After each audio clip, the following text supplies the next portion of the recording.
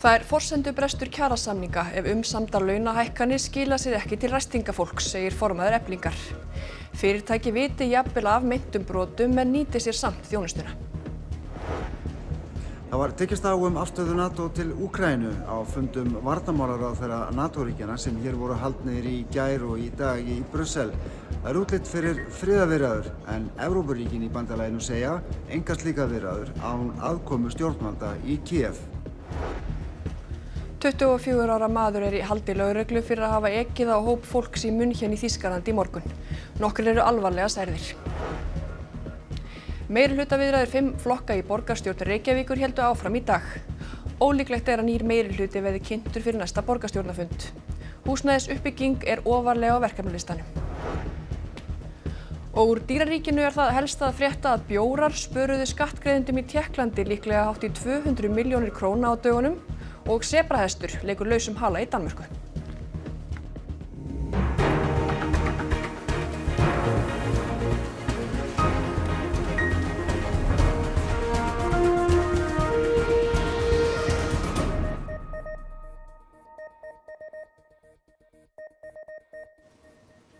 Gott kvöld.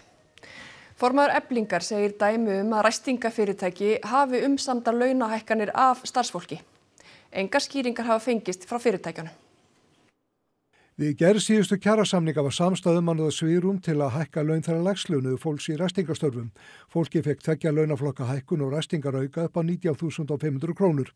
Síðan tímamæld ákvæðisvinna en samkvæmt henni gert ráð fyrir að starfsfólki klári tiltekin þrif innan ákveðina tímamarka sem kalli á aukin vinnurhraða. Fyrir það á að greiða 20% álag ofan á tímakaup. Verkalýðshreyfingunni hafa borist ábendingar að ræstingafyrirtæki færi starfsfólki úr þessu kerfi á strípa tímakaup. Formaður Eflingar segir aðspurð hvort slíkt sé ólöglegt, hvort fyrirtækjum sé ekki heimilt að breyta skipulaginu, að það fari eftir framkvæmdinni. Ef fólki vinni áfram ákvæðisvinnu en fái greitt tímakaup sé það ólöglegt. En það hvernig dagar hafa gert þetta og mögulega fleiri fyrirtæki, þá þetta gert með þeim hætti að fólk látið skrifa undir breytinga og ráðningarsamningi sem að lítur út þannig að það ekkert sem gefur til kynna að þú sérst að skrifa undir þess að greiðlega miklu launalækkun. Fólk ekki tilkynnt það, þannig að það raunverulega fengið til þess að skrifa þarna undir á fölskum forsendum og fólk áttar sig ekki á því hvað hefur gerst fyrir að það fær svo útborgað og sér að launin hafa lækkað 16 til 20%. Hún segir Eflingu ekki að fengi skýringar frá þessum fyrirtækjum sem innan samtaka atvinnulífsins.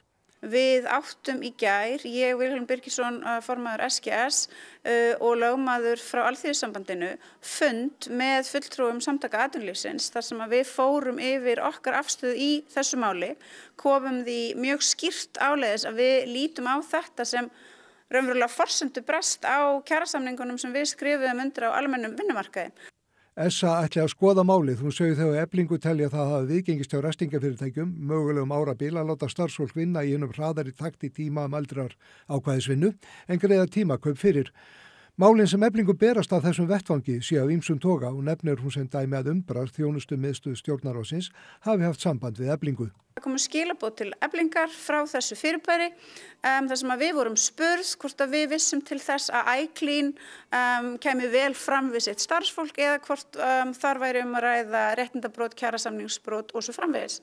Við sendum minnisblað, litla samantekt til Umbru þar sem að framkom að á síðustu 2 árum hefðu 28 mál borist til Eflingar sem að væri mikið. Við röktum helstu málin. Umbra hafi ekki haft frekara samband og þegar málið var kannað kom í ljós að Umbra hefði endurnýjað samningi við fyrirtækið 1 ár. Sólveig Anna furðar sig á því hvers vegna var verið að leita upplýsingum yfirleitt. Það þarna launaþjófnaður, það fjölmörg brot á kjarasamningi, það verið að snuða fólk veikindarleyfi, það verið að reka fólk ef það tilkynnir veikindi, ólögmætar uppsagnir og svo mætti lengi áfram telja. Ef að stéttarfélagi búið að upplýsa hið opinbera þetta, hvernig getur þá staðið á því að samningur við fyrirtæki sem kemur svona fram sé framlengdur? Hvernig getur staðið á því? Velkomin Haukur, Sólveig Anna spyr þarna hvernig geti staðið á þessu, þar að segja að samningar séu framlengdir við fyrirtæki eða fyrirtæki framlengi þessa samninga. Þú ræddir við forsvarsfólk þessara fyrirtæki í dag, hafa þau svöruð því? Nei, ég ræddi við forsvarsmenn sumra fyrirtækja sem vildu ekki láta hafa neitt eftir sér að þessu konumáli. Ég tala líka við Sigríði Margréti Oddsdóttur, framkvæmdastjóra Samtaka atvinnulífsins, sem að verkalýðshreyfingin fundaði með í gær. Og hún sagði að allt ætti að vera samkvæmt lögum og hún tryði ekki öðru en að fyrirtækin innan sambandsins eða samtakana færu að lögum en að það verði fundað á morgun með þessum fyrirtækjum hjá Samtökum atvinnulífsins. En þú ert með mikið af gögnum þetta mál og ætlar að halda áfram að fjalla það? Já, við höfum verið að skoða þetta mál og það heilmikið gögn og það eru mjög margar hliðar á þessum málum sem lítur ekki bara þessar tímamældu ákvæðisvinni heldur bara hvernig farið með þetta starfsfólk, sumstaðar vel og annar staðar síður og við ætlum að fjalla þetta alveg á næstu dögum og heyrum meðal annars á morgun í manneskju sem að þekkir þetta mjög vel. Fylgjumst með því. Takk fyrir þetta, Haukur Hólm. En varnarmálaráðherrar NATO-ríkjanna tókust á stefnuna gagnvart Úkraínu á fundi í Brussel í dag í kjölfar þess að Donald Trump Bandaríkjaforseti boðaði í gær viðræður við Vladimir Putin Rússlandsforseta endalok átakana. Björn Malmquist, fréttamaður okkar í Brussel, fylgdist með þessum fundurhöldum í dag. Það var talað tæpitungulaust á þessum fundi varnarmálaráðherranna hérna í höfuðstöðum NATO í Brussel í dag. Aðdragandinn sjálfsögðu yfirlýsingar Bandaríkjamanna í gær, ekki síst yfirlýsing Trumps Bandaríkjaforseta komandi viðræður við Putin. Sú tilkynning fór að sjálfsögðu þvert í leiðtoga á ráðherra Evrópuríkja, ekki síst þá sem voru hér og gerðu þennan fund varnarmálaráðherranna að einum þeim áhugaverðasta sem haldinn hefur verið hérna í höfuðstöðum NATO undanfarin misseri. Já, það sem alveg skýrt með þessu að já, það verður aukning á framlögum Evrópuríkjanna til varnar og hernaðaraðgerða og hernaðarframleiðslu, en síðan hitt sem að breytist ekki á þessum fundi að það ekki Bandaríkin sem að breyta til að mynda stefnu Íslands. Stefna okkar sem fyrr, við stöndum með Úkraínu, eins og ég segi ekkert Úkraínu, án Úkraínu. Við verðum að átta okkur á því að það mikið í húfi. Þetta ekki bara öryggi Úkraínu og þeirra fullveldi og svo framvegis heldur snýst þetta líka örygga Evrópu og í rauninni þetta orðið glóbalt því að ef við erum að horfa upp á Rússa styrkjast þá erum við líka að sjá svona ákveðið ríkjasamband móta sem Rússland, Íran, Norður-Kóreu og Kína. Þannig að þú ásamt væntanlega öðrum utanríkis- og varnarmálaráðherrum Evrópuríkjanna hefur sett upp á móti þessum skilaboðum sem að koma frá Bandaríkjunum í gær. Við meðtókum þessi skilaboð. Viðtalið við Þorgerði í heild sinni á RÚV.is. Hún gagnrýnin á ýmislegt sem hefur komið fram í máli Bandaríkjamanna á undanförnum sólarhring, til dæmis það að leggja skilyrði á borðið áður en að eiginlegar friðarviðræður myndu hefjast. Leiðtogar Evrópuríkja og Evrópusambandið sjálft eru hreint ekki ánægð með þessa þróun mála, eins og vel mátti heyra þegar Kaja Kallas, yfirmaður utanríkismála hjá Evrópusambandinu, kom hérna fram eftir fundinn og ræddi við fjölmiðla. Any agreement without us will fail because you need Europe and Ukraine to also implement the agreement. So without us at the table, you can agree on whatever, but it will just simply fail because of the implementation is not there. Any quick fix is a dirty deal that we have seen before when it comes to Minsk, for example, and it will just simply not work.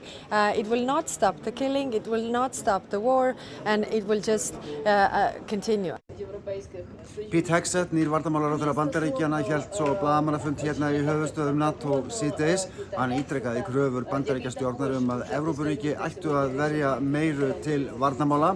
Hann kallaði Donald Trump hinn fullkomna samningamann og staðhæfði að viðræður frið í Úkraínu myndu fara fram með þátttöku Úkraínumanna.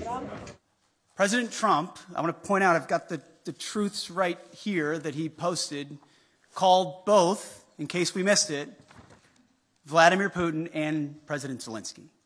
Called them both. Any negotiation that's had will be had with both. I also am very encouraged by what the Secretary General has said here. Clearly attuned to the realities of the moment, the need for peace, and that the NATO alliance and European members will play a role in that. Og þannig lauk þessum degi hérna í höfuðstöðvum NATO í Brussel, eftirminnilegur fundur varnarmálaráðherra og það má gera ráð fyrir að þetta mál verði rætt í þaula á öryggisráðstefnunni í München sem hefst á föstudaginn og stendur alla helgina. Já, eins og Björn nefnir þá hefst alþjóðleg öryggisráðstefna í München í Þýskalandi á morgun. En 24 ára hælisleitandi var handtekinn fyrir að aka á hóp fólks í borginni í morgun. Nærri 30 eru særðir, þar af nokkrir alvarlega. Maðurinn ók fram hjá lögreglubíl og á hóp fólks í mótmælagöngu á vegum verkalýðsfélags í borginni. Lögregla skaut á bílinn og handsamaði svo bílstjóran. Hann er 24 ára og hefur verið í Þýskalandi frá 2016. Yfirvöld segja grunum að öfgasamtök hafa átt hlut að máli og málið sé komið á borð saksóknara. Deshalb muss ganz klar sein, dass die Justiz mit all ihren Möglichkeiten hart vorgeht gegen diesen Täter und dass wir alle Möglichkeiten nutzen, die wir haben. Es ist für mich ganz wichtig, die Botschaft auch zu sagen, wer Straftaten in Deutschland begeht, wird nicht nur hart bestraft und muss ins Gefängnis, sondern er muss auch damit rechnen, dass er seinen Aufenthalt in Deutschland nicht fortsetzen kann. Und das gilt auch für Länder, wo das sehr schwierig ist, jemanden zurückzuführen. Málefni innflytjenda eru í brennidepli í Þýskalandi í aðdraganda þingkosninga síðar í mánuðinum. Nokkrar árásir innflytjenda síðustu mánuði voru meðal þess sem leiddi til stjórnarslita. Á morgun hefst árleg alþjóðleg öryggisráðstefna í München þar sem fjöldi þjóðarleiðtoga verður meðal gesta. Öryggisgæsla hefur verið mikil í borginni vegna hennar og má búist við því að hún verði enn meiri eftir árásina í morgun. Wir werden natürlich jetzt im Hinblick auf die Sicherheitskonferenz weiter überall mit entsprechend starker Polizeipräsenz die Lage im Griff behalten. Wir wissen im Moment nicht und gehen nicht davon aus, dass es irgendeinen Zusammenhang mit der Sicherheitskonferenz gibt. Aber die Motivation dieses afghanischen Täters muss natürlich auch erst noch näher erforscht werden. Oddvitar vinstri flokkana 5 sem ræða meirihluta samstarf í borgarstjórn segja viðræður ganga vel. Ekki sé farið að ræða skiptingu embætta og óvíst hver sest í borgarstjórastól. Oddvitar Samfylkingar sósíalista, Vinstri, Grænna, Pírata og Flokks fólksins sátu á fundi fram eftir degi í Ráðhúsi Reykjavíkur. Við höfum verið að einblína í dag á húsnæðismál, samgöngumál, málefni barna og velferð barna. Við erum bara að kynna okkur málin og hvar við getum komið að því að gera betur. Þið eru alltaf að kynnast þessum málaflokkum í fyrsta skipti. Þið hafið verið borgarfulltrúar. Það er rétt. Ég er í fyrsta skipti, oddviti, og sum mál eru alveg ný fyrir mér en önnur ekki. Hvað skiptir borgarbúa mestu máli akkurat núna? Akkurat núna þá erum við mikið að hugsa húsnæðisuppbygginguna. Hvernig við getum flýtt henni. Hvernig ætla að flýta húsnæðisuppbyggingu? Eins og ég segi það verður bara kynnt þegar að nánari tillögur liggja fyrir en við erum bara mjög einbeittar og höldum vinnunni áfram og erum að leggja áherslu einmitt að vinna hratt en að vinna örugglega. Þetta er allt mjög almennt. Þið verður nú að segja okkur eitthvað svona aðeins hvað er verið að ræða þarna á borðu og hvað hefur verið ákveðið. Það er alls konar og við viljum ekki koma með neitt sem er ákveðið því að það er leyndamál. Og hvenær verður ljóstra upp leyndamálið? Vonandi sem fyrst. Verður það fyrir næsta borgarstjórnarfund á þriðjudaginn? Það er ansi stutt í hann, þannig að við reiknum ekki með því. Er eitthvað farið að ræða svona skipan í embætti? Hver sest í hvaða stól? Nei, það er ekki byrjað. Hvað langar þið til að verði gert fyrst ef að meirihlutin verður að veruleika? Ég bara er ekki komið svo langt. Hvað ég vilji gera fyrst. En þú Sanna, hvað langar ykkur til að gera fyrst? Það er auðvitað mjög margt sem við leggjum áherslu á en það er eitthvað sem að tengist húsnæðisuppbyggingu. Velkomin Ólafur Þ. Harðarson. Það er viðast nú nokkuð bjartsýnar. Finnst þér líklegt að þessum 5 vinstriflokkum takist að mynda meirihluta? Ég held að það sé afar líklegt. Það hefur ekkert komið upp sem að bendir til annars. Ágreiningur sem var milli flokks fólksins og gamla meirihlutans, þar sem flokkur fólksins átti samstöðu með Sjálfstæðisflokknum, það var aðallega í skipulagsmálum, það er langt líklegast að það verði bara sett á ís. Þar sem þessir 5 flokkar eiga hins vegar sameiginlegt, þar sem eru snertifletir milli flokkana. Það er á hinum svo kallaða hægri vinstri ás, þar sem endarnir eru oft kallaðir annars vegar félagshyggja og hins vegar markaðshyggja.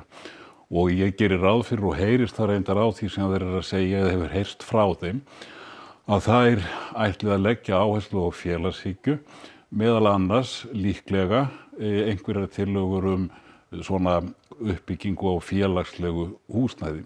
Þannig að þar sem eru þessi flokkar líkir hver öðrum. Einmitt. En nú eru oddvitar tveggja þessara 5 flokka að koma úr gamla meirihlutanum. Er von á miklum breytingum ef þær ná saman? Já, ég myndi nú kannski ekki halda það. Ég hugsa það væri helst í þessu sem ég var að nefna, til dæmis varðandi félagslegt húsnæði.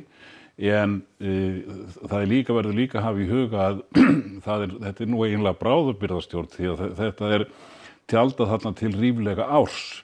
Þannig að menn fara ekki að gera einhver 4 ára samning. Í rauninni hafa þeir líka sjálfar sagt að það sem fyrir þeim vaki sé að búa til svona aðgerðaplan með tiltölulega fáum tilteknum atriðum og það virkar skynsamlegt miðað við þann stutta tíma sem þeir hafa fram að næstu kosningunum. Stuttu tími, það alveg rétt. En ef að það ná saman, hvernig sérðu fyrir þér svona andrúmslofti? Það ná náttúrulega saman með minnsta mögulega meirihluta ef af verður. Hvernig sérðu fyrir þér andrúmsloftið á kjörtímabilinu sem eftir lifir? Það nú aldrei hægt að vera viss það, en þetta eru nú konur og ég hef satt að segja meiri trú en minni á því að samstarf þeirra gangi vel og sé nú ekki í fljótu bragði að það verði neitt sérstakt vandamál að vera bara með minnsta meirihluta. Örstuð í lokin, hver heldur þú að verði næsti borgarstjóri ef þessi 5 flokkar mynda meirihluta? Það engin leið að segja það. Það eina sem ég nokkurn veginn viss að þær munu koma sér saman borgarstjóra vegna þess að það myndi ekki líta vel út á svona upplausnartímum í borginni að þessir flokkar væri að reyna að mynda meirihluta og svo strandaði allt á rifrildi borgarstjórastórin. Ég á ekki von á því. Nei, sjáum hvað setur. Takk, Ólafur Þ. Harðarson. En Landsréttur sýknaði í dag stóru viðskiptabankana 3 í vaxtamálinu svokallaða sem rekið að undirlagi Neytendasamtakanna. Formaður samtakanna vonast eftir annarri niðurstöðu í Hæstarétti. Málin snerust það hvernig bankarnir ákvarða breytilega vexti á lánum sem voru tekin fyrir árið 2017. Neytendasamtökin telja að skilmálar bankana séu of óskýrir til að standast lög. Héraðsdómur hafði þegar sýknað bankana 3 og nú hefur Landsréttur gert það líka. Í millitíðinni hafði EFTA-dómstóllinn gefið út álit að beiðni íslenskra dómstóla.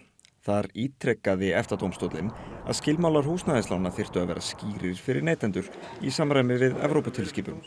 Tilskipunin var þó ekki innleidd með fullnægjandi hætti á Íslandi fyrir árið 2017 þegar neytendaréttur lántaka var aukinn nokkuð. Önnur mál eru enn fyrir dómstólum vegna lána sem voru tekin eftir að nýju lögin tóku gildi og vaxtamálinu því langt í frá lokið. Og þess vegna eru við áfram bjartsýn að niðurstaða í Hæstarétti muni skila okkur betri árangri. Áformum að byggja stíflu á vatnsverndarsvæði í Tékklandi drógust að langinn árum saman vegna skriffinnsku. En nú eru framkvæmdirnar óþarfar því að bjórar björguðu málunum.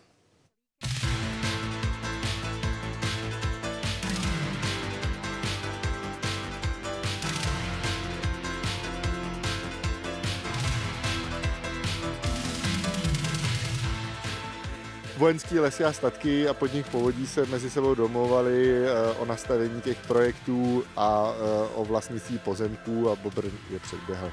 Þetta svæði suðvestur af Prag var eitt sinn notað undir heræfingar. Síðan 2018 hefur átt að byggja þarna stíflu til að vernda umhverfið. Þar búa dýr í útrýmingarhættu. Ta voda za námi se tady objevila právě díky Bobrovi, který tady postavil. Ušetřilo se tím několik milionů korun, v dnešních cenách by to mohlo být až 30 milionů korun. Tadyhle zrovna, když se podíváme, tak to jsou úplně klasické biotopy, které pomohou i obojživelníkům. Na jaře tady budeme slyšet milostné kvákání žab při snášení snušek, takže skokani, ropuchy. Bjórinn annað stærsta núlifandi nagdýrið á eftir brasilíska flóðsvíninu. Fullorðnir bjórar geta orðið yfir 25 kíló. Bjórinn dæmigert vatnaspendýr, þunglamalegur á landi en á heimavelli í vatni. Þeir eru lúsiðnir og stíflurnar gera þeir til þess að búa til hæfilega stóra tjörn í kringum híbýli sín. Toto je hráz jedna z menších, takže to je schopen postavit za 1 noc, maximálně za 2 noci. Bobrovi to trvá 2 noci maximálně, jak dlouho to trvá člověku? Člověk na to musí získat povolení, vodoprávní rozhodnutí a pak se uvidí, jestli na to získá peníze. Ale člověk by to samozřejmě postavil s bagrem, řeknu, za týden, musí mu beton uschnout, Bobrovi ne. Við höldum áfram að segja fréttir af dýrum því 3 sebrahestar sluppu úr dýragarði í Videbekk á Jótlandi í Danmörku í gær. 2 þeirra hefur verið náð en 1 hryssa gengur enn laus. Dýragarðsverðir hafa nokkrar áhyggjur af lausa hestinum, þó ekki vegna veðurs, heldur vegna þess að það er mjög erfitt að ná þeim. Til þess þarf dýralækni sem þarf að komast nógu nálægt dýrinu svo hægt sé að skjóta það með deyfibyssu. Jamen det er jo den, vi går og venter lidt på, fordi vi havde en masse ringende ind til omkring 10:30 i går. Og der har vi så nogenlunde styr over, hvor den fisk hen er. Så den har cirka været 6-7 kilometer syd for os, og så er den røget mod vest. Så det er vores sidste melding, det er derude omkring Rømmerhus. Så vi går faktisk, og vi har folk klar både med drone og alt muligt, og dyrlæge er også klar. Vi skal bare ringe, når vi finder den og sådan noget. Urður, hvað ætlaði að bjóða okkur upp á í Kastljósi kvöldsins? Við ætlum að fjalla óskilvirkni og kaotík sem er svona í kringum stafrænar lausnir heilbrigðiskerfisins. Eyrún Magnúsdóttir deildi reynslu sinni af heilbrigðiskerfinu á Facebook í gær og lýsti kerfinu meðal annars líkti við stafrænan frumskó og þessi færsla hefur fengið mikla athygli og hún sagði frá því að kerfin eru mörg og tala ekki saman. Við ætlum að ræða þetta við Jón Magnús Kristjánsson sem er aðstoðarmaður heilbrigðisráðherra og læknir og Mörtu Jóns Hjördísadóttur sem er talskona sjúklinga á Landspítala. Svo í lok þáttar þá ætlum við að tala við fornbókasala sem varð alveg óvart bóksali og hann telur bókina verið í mikill sókn næsta dagana. Takk fyrir þetta, Urður. Og þá að veðri. Austlæga átt verður ríkjandi næstu dag og verður hún stíf á köflum en mesta vindstyrk verður að finna við suðurströnd landsins á morgun þar sem slegið getur í stormin að minnstakosti í kviðu. Hitatölur eru heldur á niðurleið. Theodór Freyr Hervarsson fyrir horfðuðna næstu dagar lokkum íþróttafréttum sem Almar Ormarsson sér í kvöld. Hólmfríður Dóra Friðgeirsdóttir var á meðal keppenda í stórsví í dag á heimsmeistaramótinu í alpagreinum. Hún skíðaði vel í fyrri ferð sinni við erfiðar aðstæður. 3 Íslendingar spiluðu í 8 liða úrslitum þýsku bikarkeppni kvenna í fótbolta. Ríkjandi bikarmeistarar síðustu 10 ára duttu úr leik. Víkingar eiga nú leik í sambandsdeild karla í fótbolta og við sjáum ótrúlega körfu í íslensku úrvalsdeildinni. Í íþróttum hér handan við hornið. Skulum við fara yfir það sem var helst í þessum fréttatíma. Það er forsendubrestur kjarasamninga ef umsamdar launahækkanir skila sér ekki til ræstingafólks, segir formaður Eflingar. Fyrirtæki viti jafnvel af meintum brotum en nýtir sér samt þjónustuna. 24 ára maður er í haldi lögreglu fyrir að hafa ekið á hóp fólks í München í Þýskalandi í morgun. Nokkrir eru alvarlega særðir. Meirihlutaviðræður 5 flokka í borgarstjórn Reykjavíkur héldu áfram í dag. Ólíklegt er að nýr meirihluti verði kynntur fljótlega. Prófessor í stjórnmálafræði segir afar líklegt að viðræðurnar skili árangri. Og úr dýraríkinu er það helst að frétta að bjórar spöruðu skattgreiðendum í Tékklandi líklega hátt í 200 milljónir króna á dögunum og sebrahestur leikur í lausum hala í Danmörku. Næstu fréttir verða í sjónvarpi útvarpi klukkan 10 í kvöld. Sjáumst þá. Verið sæl.